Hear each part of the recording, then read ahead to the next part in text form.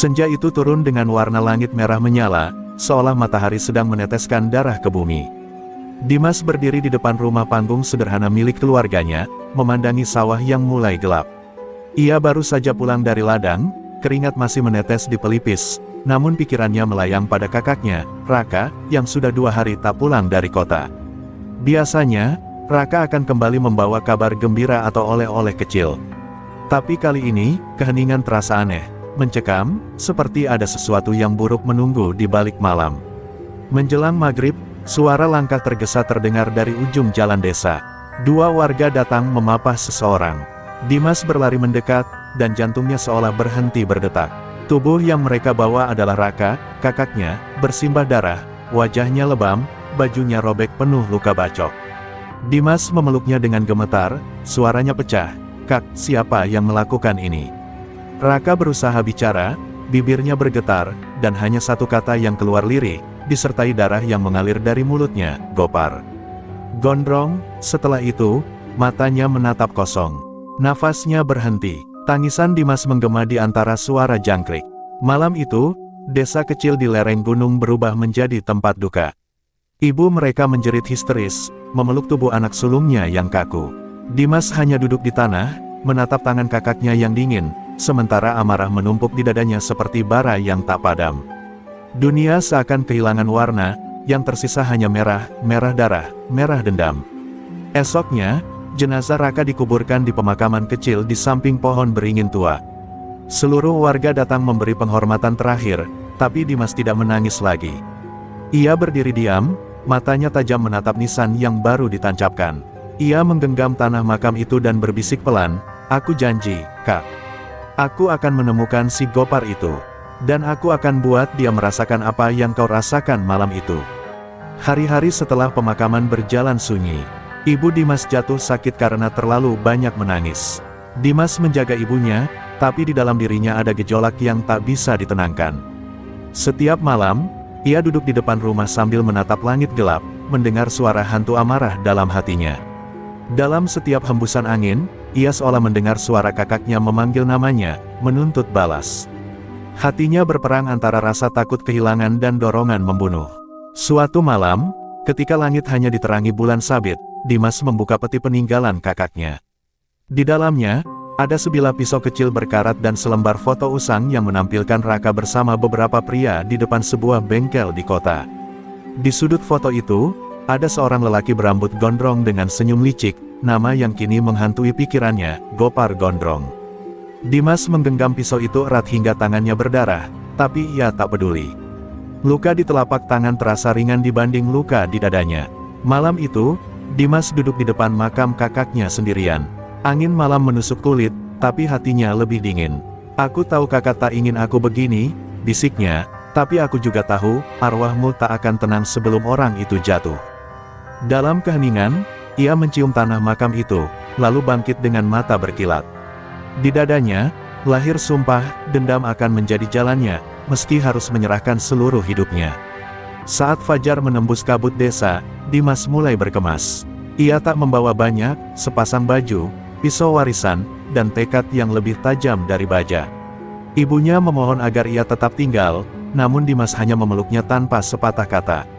Di matanya, air mata bercampur dengan amarah. Ia melangkah keluar dari desa, meninggalkan sawah, kabut, dan masa lalunya. Langkahnya ringan, tapi hatinya berat karena ia tahu, jalan yang akan ditempuhnya bukan lagi jalan pulang, melainkan jalan berdarah menuju balas dendam. Kabut pagi masih tebal ketika langkah Dimas meninggalkan tanah kelahirannya. Jalan setapak yang biasa ia lalui untuk pergi ke sawah kini menjadi jalur perpisahan. Setiap batu yang diinjak, setiap tiupan angin yang menyentuh wajahnya, seolah berbisik agar ia kembali. Namun hatinya sudah beku. Dalam genggamannya, pisau peninggalan Raka terasa berat, bukan karena logamnya, tapi karena beban dendam yang terkandung di dalamnya. Di belakangnya, suara isak ibunya perlahan menghilang, tertelan oleh jarak dan kesunyian. Sepanjang perjalanan menuju terminal kecil di pinggir desa, Dimas tak banyak bicara. Ia hanya menatap kosong ke arah jalan tanah yang berdebu. Dalam pikirannya, terputar bayangan malam ketika Raka mengembuskan napas terakhir, tatapan penuh penderitaan yang kini membakar setiap urat nadinya. Gopar Gondrong, ia menggumam lirih, aku akan datang mencarimu, meski harus merangkak dalam neraka. Kata-kata itu menggema di kepalanya, menjadi mantra yang menuntunnya menuju kegelapan. Ketika bas tua berhenti di depannya, Dimas menatapnya sejenak. Bukan sekadar kendaraan, tapi simbol bahwa hidupnya akan berubah selamanya. Ia menatap sekali lagi ke arah desanya, rumah yang mulai mengecil di balik kabut, lalu melangkah naik. Di dalam bas, wajah-wajah asing menatapnya, tapi Dimas hanya memejamkan mata. Setiap guncangan roda bas terasa seperti dentuman genderang perang di dadanya. Ia meninggalkan desa sebagai pemuda biasa, namun dalam perjalanan itu, perlahan ia lahir kembali sebagai sosok lain, sosok yang akan menumpahkan darah demi keadilan.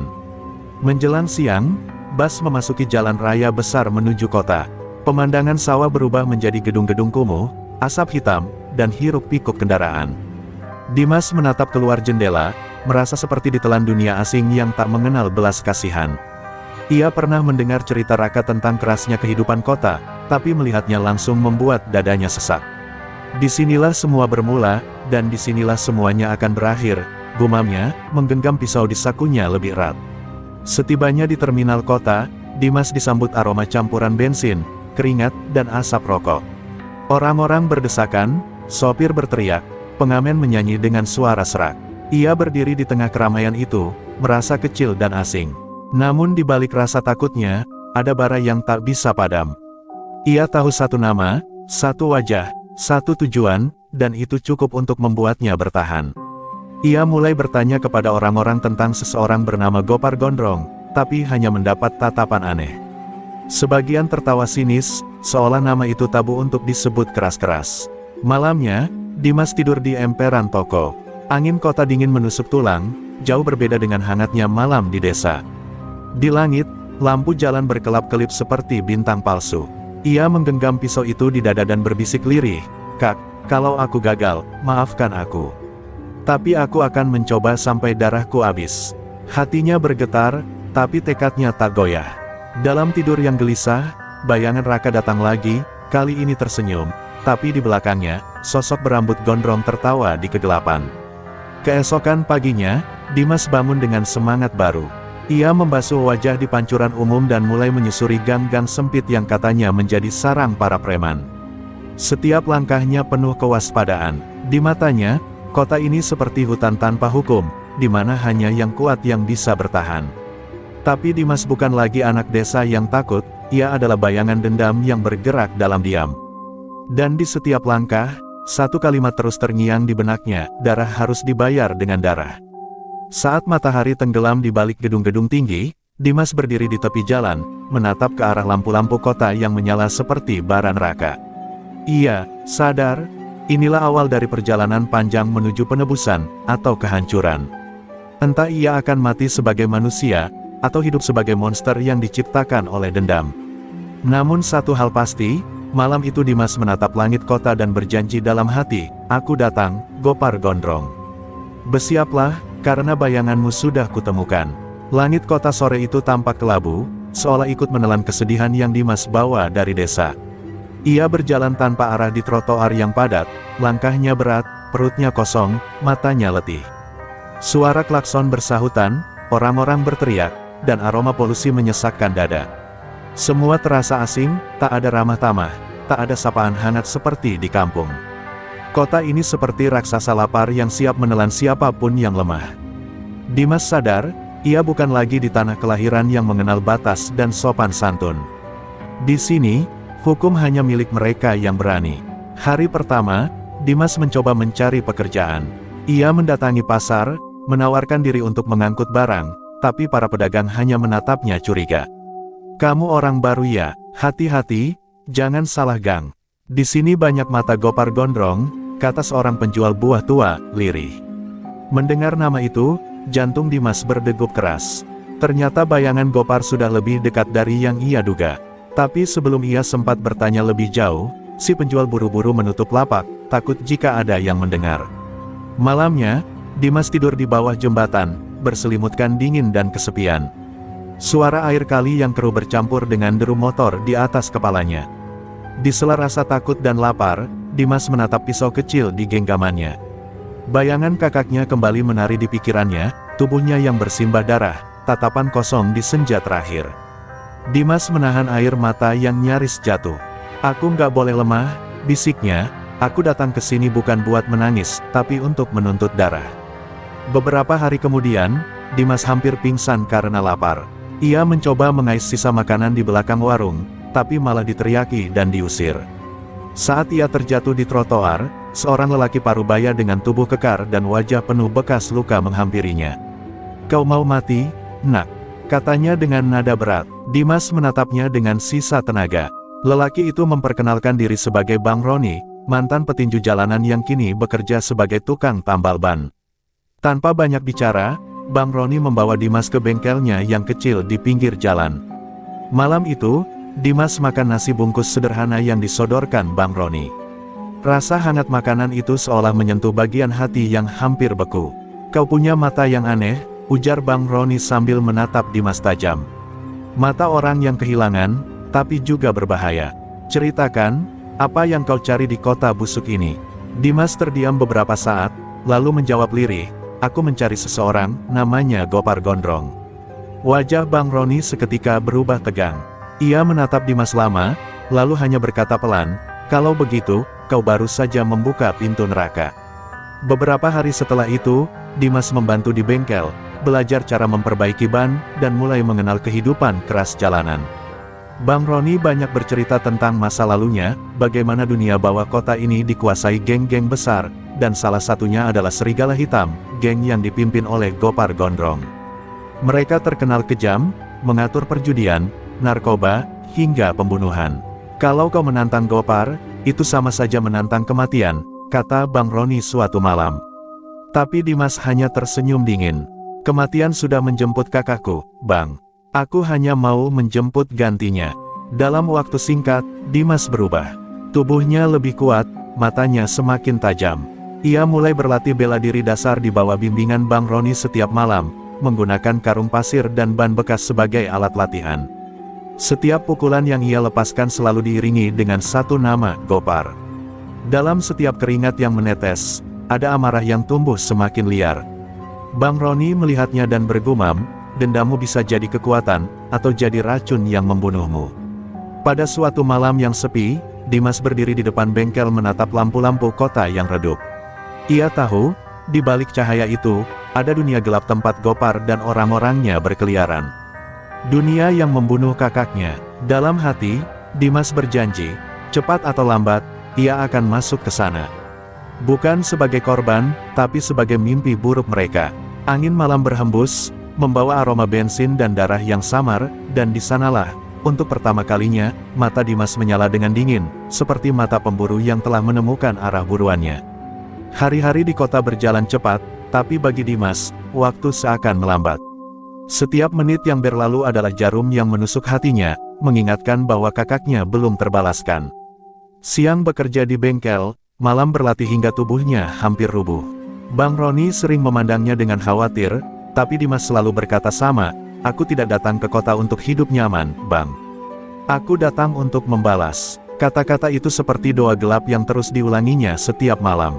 Ia tak lagi peduli pada luka, hanya peduli pada satu hal, menemukan Gopar Gondrong. Suatu malam, saat sedang mengantarkan ban ke sebuah warung langganan, Dimas mendengar percakapan dua pria mabuk di pojok gang. Mereka menyebut nama Serigala Hitam dan berbicara tentang Bos Gondrong yang baru saja keluar dari persembunyiannya.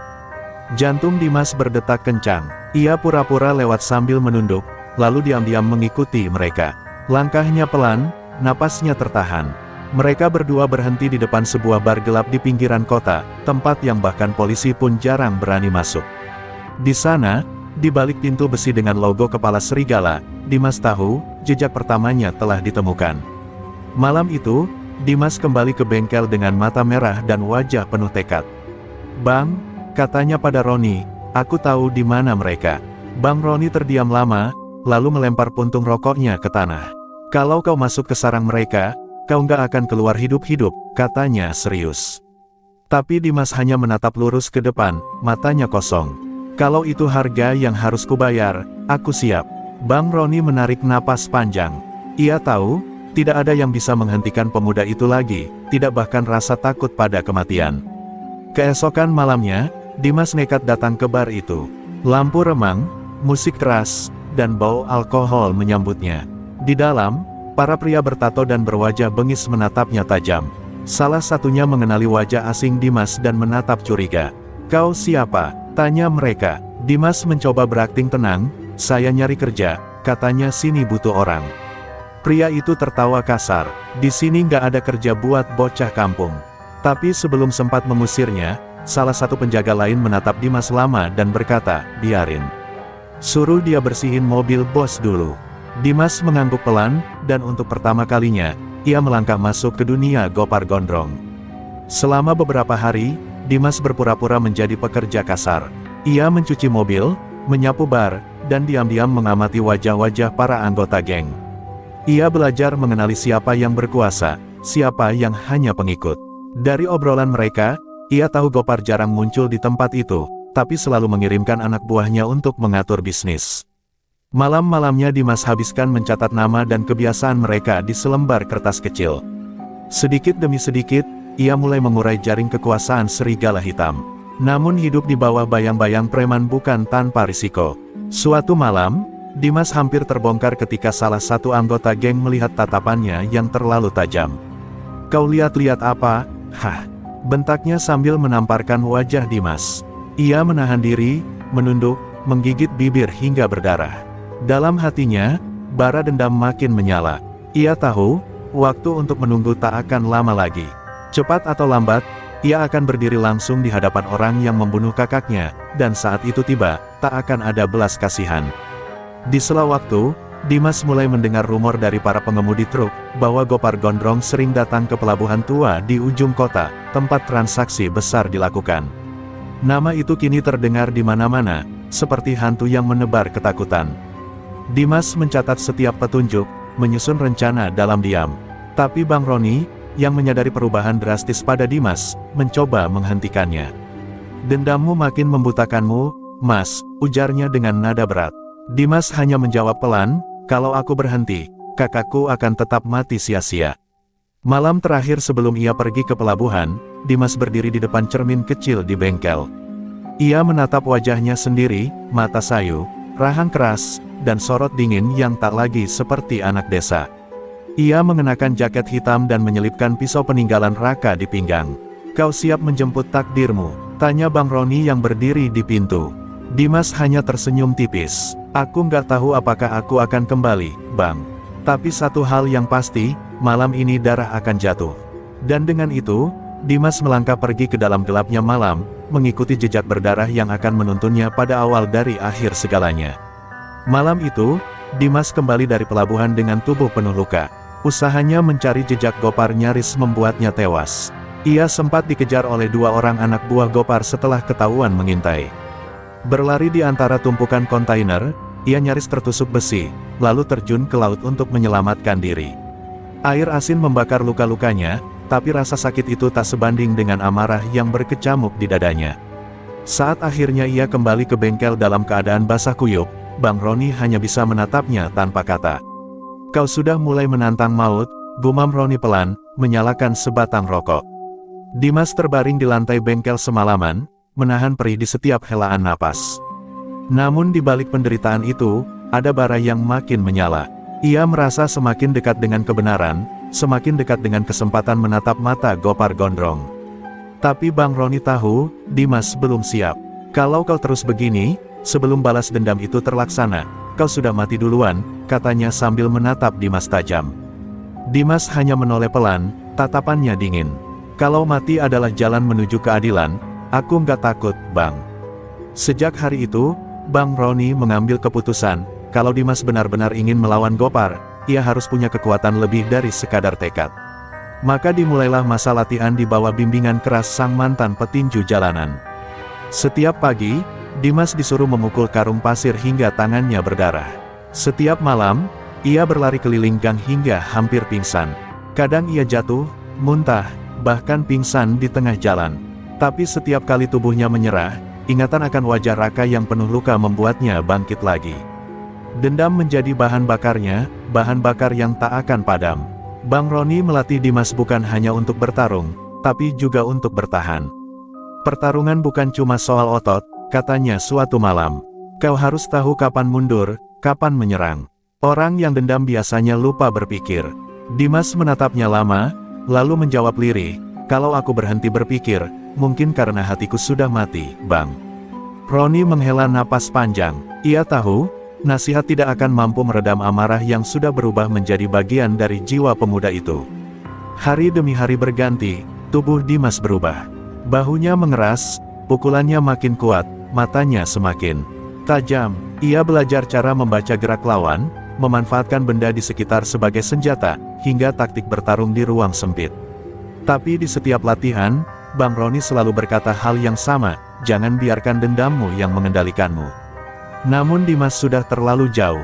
Ia bukan lagi anak desa polos, ia kini adalah sosok yang ditempa oleh kebencian dan kehilangan. Suatu malam, setelah berbulan-bulan latihan, Dimas akhirnya mampu mengalahkan Bang Roni dalam sparring. Untuk pertama kalinya, tinjunya mengenai rahang sang guru dan membuat Roni tersungkur. Namun bukannya merasa bangga, Dimas justru menatap tangannya sendiri dengan tatapan kosong. Kau sudah kuat, ujar Bang Roni sambil tersenyum pahit, mengelap darah di bibirnya.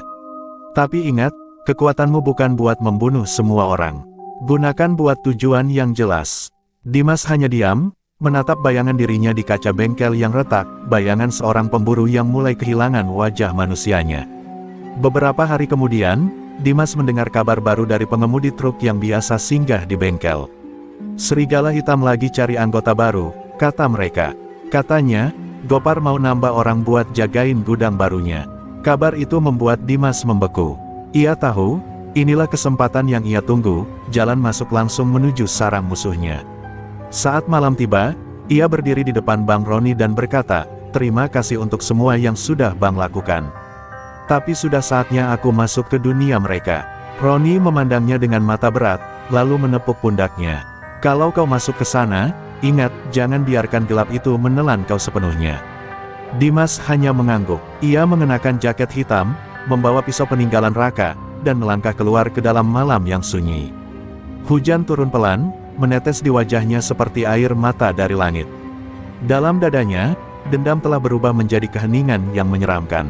Tidak ada lagi rasa takut, tidak ada lagi keraguan.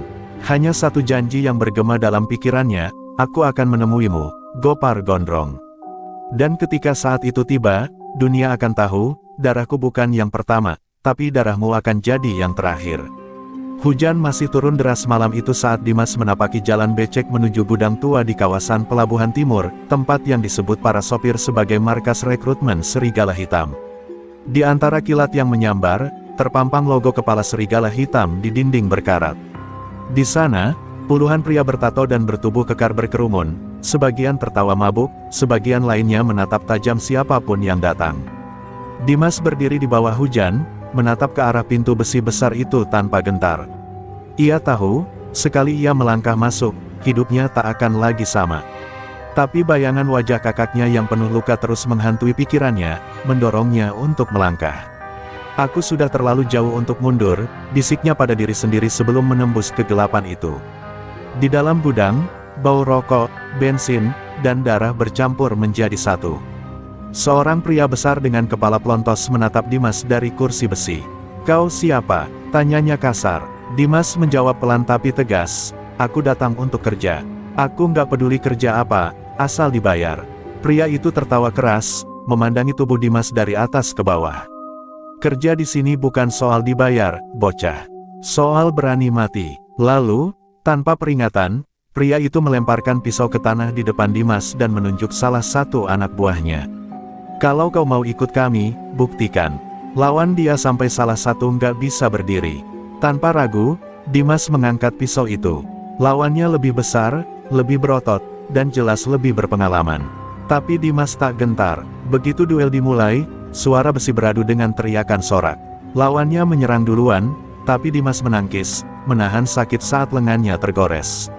Namun dalam satu gerakan cepat, ia menusukkan lututnya ke perut pria itu dan menjatuhkannya ke tanah. Suara dentuman keras terdengar, dan seketika tempat itu hening. Dimas berdiri dengan napas tersengal, mata dingin menatap sekeliling. Darah menetes di tanah, tapi tidak dari dirinya, dari lawannya yang tergeletak tak bergerak. Pria pelontos itu tertawa puas. Bagus, bocah. Mulai malam ini, kau bagian dari Serigala Hitam. Sejak malam itu, Dimas resmi menjadi anggota baru geng paling ditakuti di kota itu. Hari-harinya dipenuhi kekerasan, memungut uang keamanan dari pedagang, memukul orang yang menolak, mengawal transaksi gelap. Semua itu ia lakukan tanpa ekspresi, tanpa suara, hanya mengamati, menyerap, dan menunggu. Dalam diam, ia mencatat nama-nama penting, wajah-wajah yang sering disebut Bos Gopar. Tapi anehnya, Gopar sendiri tak pernah muncul. Sosoknya seperti bayangan, terdengar di setiap sudut, tapi tak pernah terlihat. Dimas tahu, ia harus lebih dalam masuk ke lingkaran mereka jika ingin mendekati orang yang membunuh kakaknya. Beberapa anggota mulai memperhatikan Dimas. Keberaniannya membuatnya cepat naik posisi, tapi juga menimbulkan kecurigaan. Anak baru ini aneh, kata salah satu dari mereka suatu malam, terlalu tenang untuk orang jalanan. Dimas hanya menanggapinya dengan senyum tipis, tapi dalam hatinya ia tahu, ia sedang berjalan di atas pisau. Sedikit saja salah langkah, semua akan berakhir. Setiap malam sebelum tidur, ia menatap pisau kecil peninggalan Raka dan berbisik, sedikit lagi, Kak. Aku hampir sampai. Lalu ia memejamkan mata, memeluk pisau itu seolah memeluk ingatan terakhir tentang keluarganya. Suatu malam, Dimas mendapat tugas dari seorang kapten geng bernama Bagas. Mereka diminta mengawal pengiriman barang ke gudang utama di utara kota, tempat yang kabarnya hanya bisa dimasuki oleh orang-orang terdekat Gopar. Dimas tahu, inilah jalannya untuk naik lebih tinggi. Ia ikut konvoi truk dengan wajah datar, tapi di dalam dadanya badai mengamuk. Ketika mereka sampai di gudang besar bercat hitam, Dimas melihat sebuah mobil mewah berhenti di depan pintu. Dari dalamnya keluar seorang pria berambut panjang terurai, dengan jaket kulit dan kalung rantai besar. Semua orang langsung menunduk. Bos Gopar datang, bisik seseorang. Darah Dimas berdesir kencang. Sosok itu berdiri di bawah lampu redup, wajahnya samar tapi cukup jelas untuk dikenali dari foto lama yang pernah ia lihat. Tatapan mata Gopar tajam, senyumannya licik. Dimas menahan napas, jantungnya berdetak tak beraturan. Inilah orangnya, inilah wajah yang menghancurkan hidupnya. Tapi ia belum bisa bertindak. Ia hanya bisa menunduk, menggigit bibir sampai berdarah, menahan amarah yang nyaris meledak. Belum saatnya, pikirnya, belum sekarang. Malam itu, saat semua orang bubar, Dimas berdiri sendirian di bawah langit kota yang mendung. Kilat sesekali menyambar, menerangi wajahnya yang penuh kebencian. Ia sadar, jarak antara dirinya dan Gopar kini tinggal selangkah. Tapi langkah itu adalah yang paling berbahaya. Ia tahu, semakin dalam ia masuk ke dunia ini, semakin ia kehilangan dirinya sendiri. Namun di antara semua ketakutan itu, satu suara terus bergema di kepalanya, darah harus dibayar dengan darah. Dan suara itu membuatnya terus berjalan, tanpa peduli apakah akhirnya ia akan hidup, atau tenggelam selamanya dalam kegelapan yang ia ciptakan sendiri. Pagi yang kelabu menyelimuti kota ketika Dimas duduk di atas atap gudang tempat mereka menyimpan barang selundupan. Matanya menatap kosong ke arah pelabuhan yang mulai ramai oleh kapal-kapal kecil. Hujan semalam meninggalkan aroma besi dan laut yang menusuk hidung. Di tangannya, ia memegang sebilah pisau kecil berukir nama, Raka. Pisau itu kini sudah berkarat, namun bagi Dimas, benda itu lebih berharga dari hidupnya sendiri. Setiap goresan pada bilahnya mengingatkannya pada luka lama yang belum sempat sembuh. Ia menutup mata, dan kenangan itu kembali menamparnya, malam ketika tubuh kakaknya terbujur kaku, dan tawa kasar Gopar menggema dari kegelapan. Sejak pertemuannya dengan Gopar malam itu, Dimas tak bisa tidur tenang. Sosok pria berambut gondrong itu terus muncul dalam pikirannya. Namun yang paling mengguncang, adalah ucapan Bagas, kapten geng yang diam-diam mulai mempercayainya. Kau mirip seseorang yang dulu pernah dekat dengan bos, kata Bagas suatu malam sambil menatap Dimas dengan curiga. Kalimat itu membuat darah Dimas berdesir. Siapa? Tanyanya tenang. Bagas hanya tertawa pendek. Namanya Raka. Dulu dia salah satu tangan kanan Gopar sebelum berkhianat. Dunia Dimas akan berhenti berputar. Kakaknya, orang kepercayaan Gopar. Tak mungkin, tapi Bagas tak mungkin berbohong. Dimas menahan napas panjang. Hatinya bergejolak antara marah dan tidak percaya.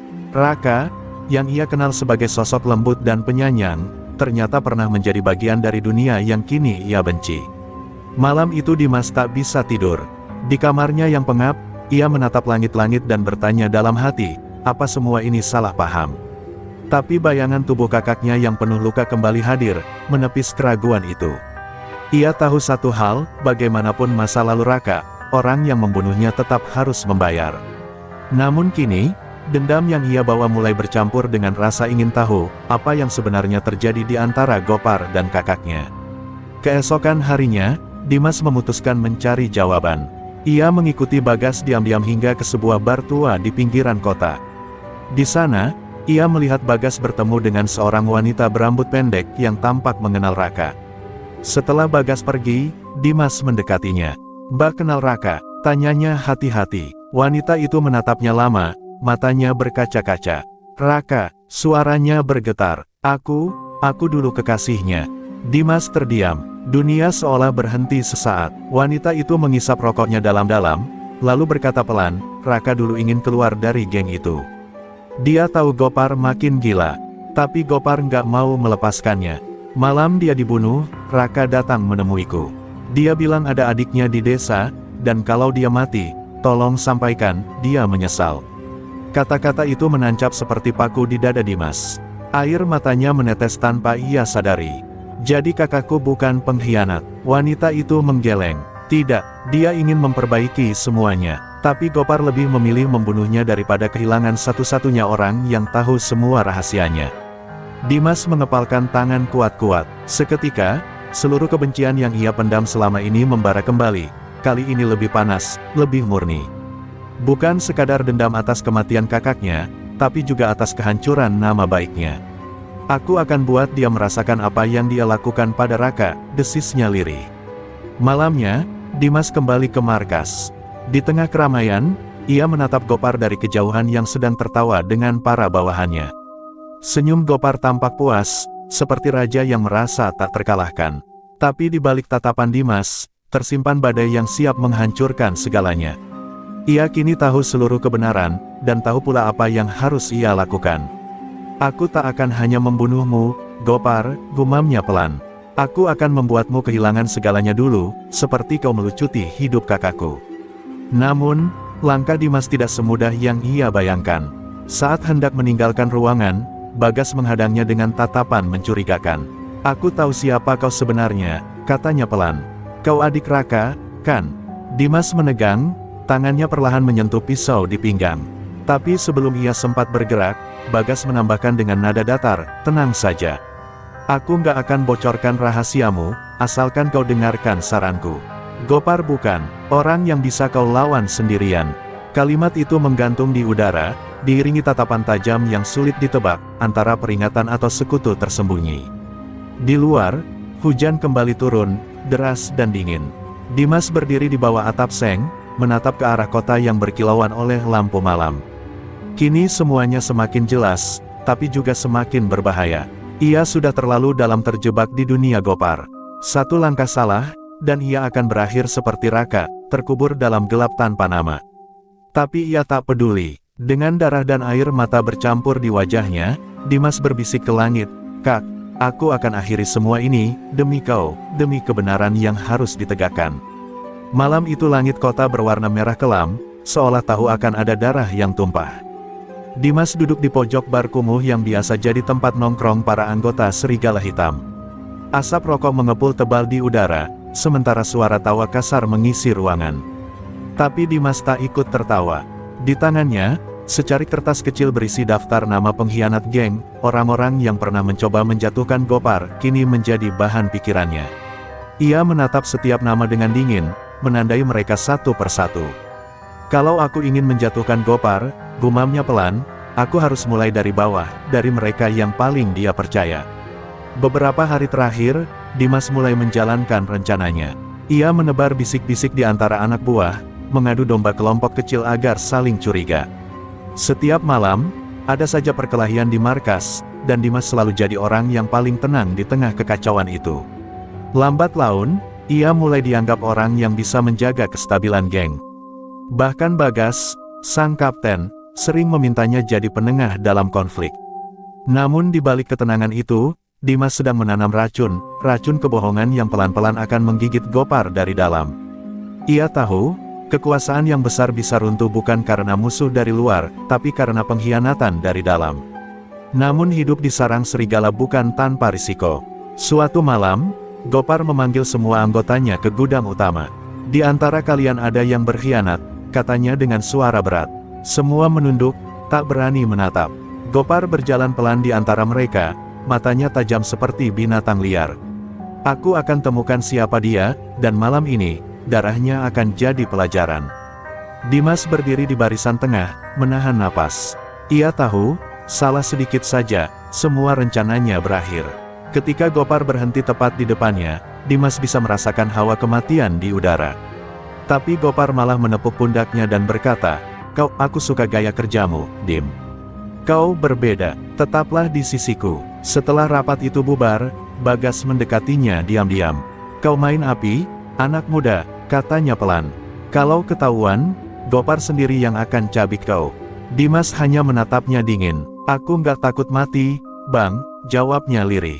Yang aku takuti cuma satu, membiarkan orang jahat terus hidup tanpa dihukum. Bagas terdiam. Dalam tatapan matanya, ada sesuatu yang berubah, rasa hormat, mungkin juga kasihan. Kalau begitu, kau butuh sekutu, katanya akhirnya. Gopar punya orang dalam kepolisian, dia tak akan jatuh hanya dengan amarahmu. Dimas terkejut mendengar itu. Seketika ia sadar, dendamnya jauh lebih rumit dari yang ia kira. Malam itu, mereka berbicara lama di gudang tua.